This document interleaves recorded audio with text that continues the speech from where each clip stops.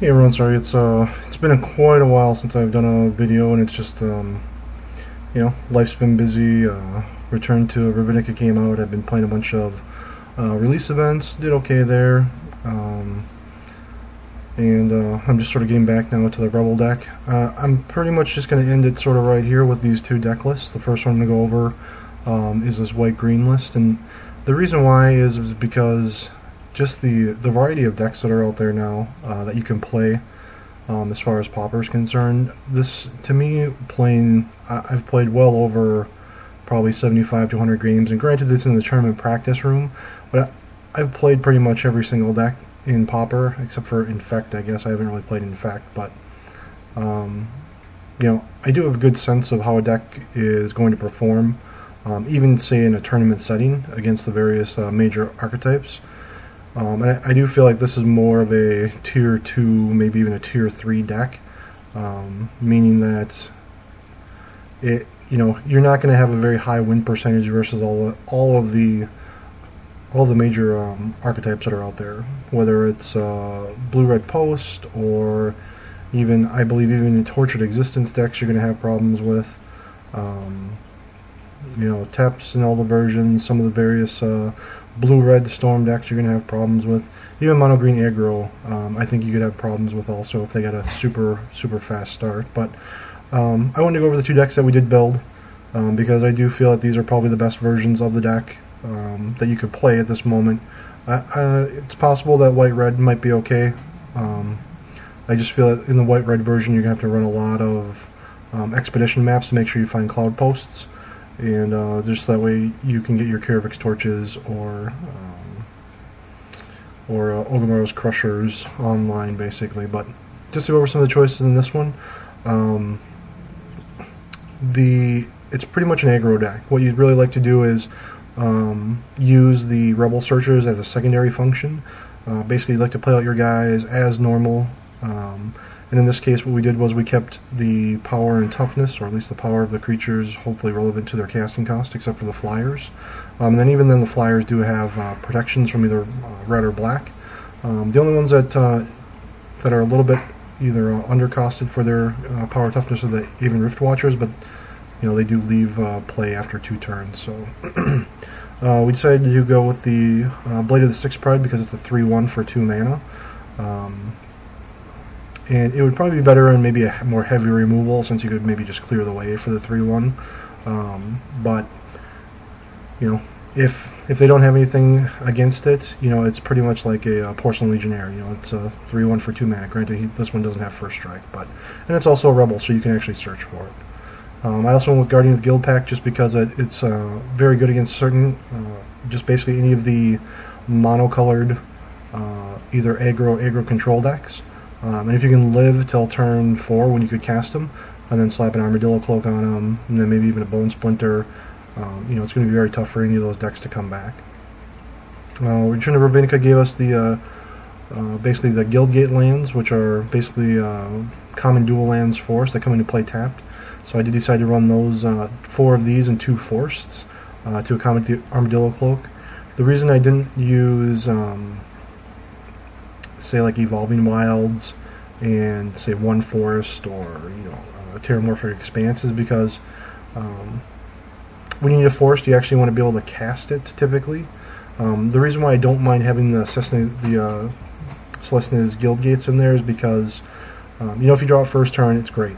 You have your green mana for the rest of the game, but you also have white mana on the second turn, and you could lay either a Cloud Post or a Glimmer Post or something else, basically, where late game, if you have a Forest, or if you have an Evolving Wild instead of a Forest, and you're seeing an Armadillo Cloak, you're going to have to wait an entire turn to cast Armadillo Cloak. And also another thing is if you say ran 3 Evolving Wilds and 2 Forests, or 4 Evolving Wilds and 2 Forests, so the Guild Gates and the 2 Forests, you have to make a decision basically on the first or second turn of what land you want to search for, whether you want to search for Plains, so that way you can cast your Rebels, or whether you are sort of playing in the future and you want to be able to make sure you can cast your Armadillo Cloak when turn 3 rolls around, or turn 4, basically. So I think this version is pretty good. I did like it when I was playing it. Definitely played a lot differently than the white-black version, which I'm going to go over in just a minute. I'll just go over some of the sideboard choices here. Benevolent Unicorn, this is for Teps, basically anything that runs Grape Shot. For those of you that are not familiar with how Benevolent Unicorn works with Grape Shot, is a common sideboard card, or what used to be a common sideboard card, was Flaring Pain, which is basically 1 red, and it says damage cannot be prevented for the turn. That actually doesn't work against Benevolent Unicorn. If you have Benevolent Unicorn in play, they basically cannot win with Grape Shot at all. And the reason for that is because Benevolent Unicorn is actually a damage reducer, not a damage prevention. So as you can see, it says if a spell would deal damage to a creature or player, it deals that much damage -1 to that creature or player instead. So as long as this never gets errated, basically as long as this is in play, you cannot lose to Grape Shot.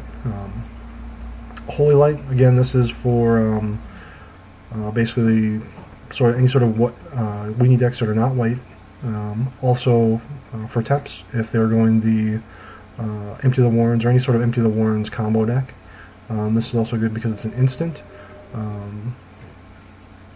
So it's, if they try to play Goblin Bushwhacker, you can just wipe out their team as long as you have 3 mana open. Journey to Nowhere is just some spot removal for other creature decks that we may want to have spot removal for. Sometimes it's going to be other white weenie decks, maybe even green decks, maybe even fairies.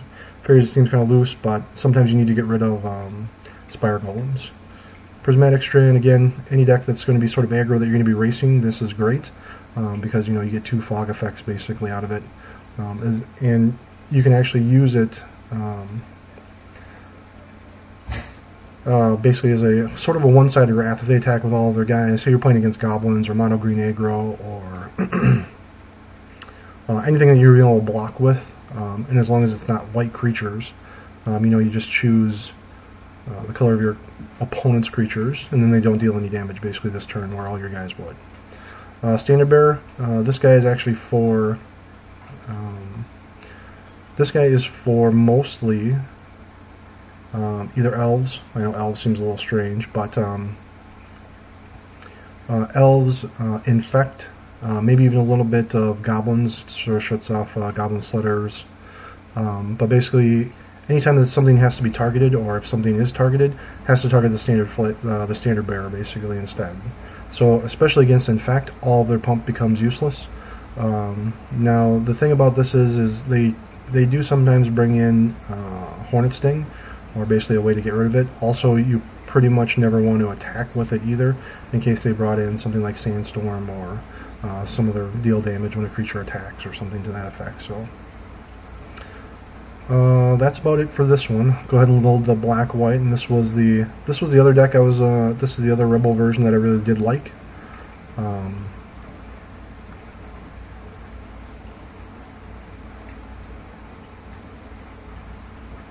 But this one is definitely much more controlling deck. As you can see, we ran the Orbits Basilicas. We ran some just 3 swamps, and the reason why we're running a few more swamps is because we do have much more. We have some activated abilities with Wrathy Trapper. Also, we have some removal with Echoing Decay. This one is much more controlling. Basically, you need your rebels to live. And what you'd like to do is sort of get them online, start chaining out Aven Rift Watchers, get ahead in life totals, and just sort of keep attacking with these guys, or even possibly double blocking like a 4 power creature, so that way you only lose 1 Rift Watcher. This was a card that I wanted to try, and these 2 spots could really be almost anything. They could be more rebels.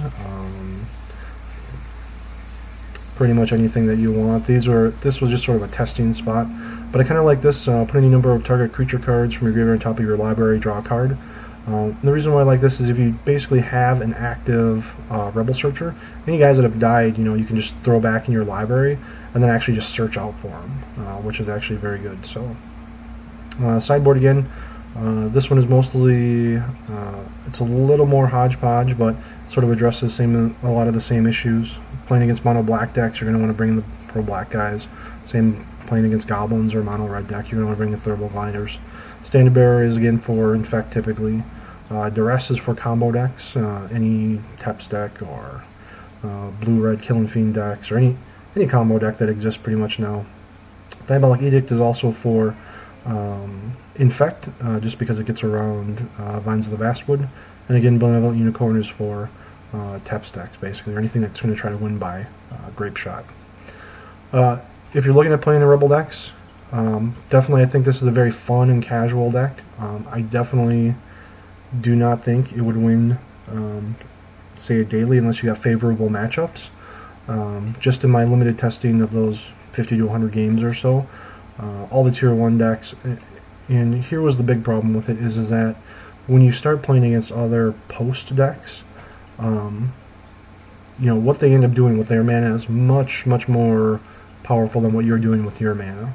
You know, searching out guys is nice each and every turn, you know, but searching out a 1/1, you know, for 4 mana is nice and all, but, you know, when blue-red post is, you know, rolling thundering your team, or chaining mole drifters, or, you know, capsizing with a buyback, multiple things.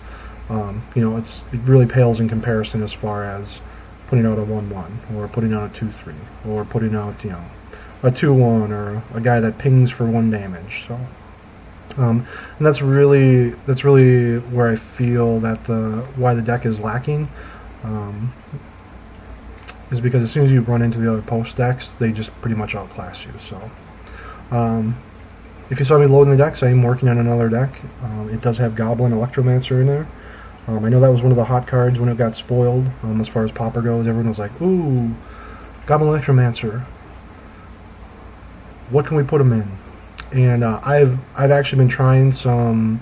I've actually tried probably about 3 or 4 different builds with him already, whether it be blue-red. I tried some green-blue-red versions, some old versions where you ran like Fertile Grounds and Bounce Lands, Snaps, Cloud of Fairies. This was more of a blue-green one. Me personally, in those ones, I did like Explorations, just because you could get another Karoo land into play, or a Bounce Land, the Ravinica Bounce Lands from the original one. But I will save that information, or that deck, for another video, which hopefully I should have posted in a couple days. Again, I've just been testing in the practice room. I'm not even sure the version that I've come up with is any better than what we currently have in the format, but, you know, it's always worth a shot. You never know what you're going to create until you try it. And for those that are coming from the message boards where I typically post, either on MTG Salvation or PDCMagic.com, I am updating the deck list for that through either the online primers. For the MTGSalvation.com, I have a Teps primer in the Magic Online forums, and then I'll be updating the deck list probably on PDCMagic.com sometime soon. So hopefully I can get a nice working version, and I'll take that through either 2-man queues or a daily event, and we'll see how it does. And the very first video I'll put up of it will sort of explain the card choices and what I'm hoping it's going to accomplish, or what each card does for the deck, basically. So until next time.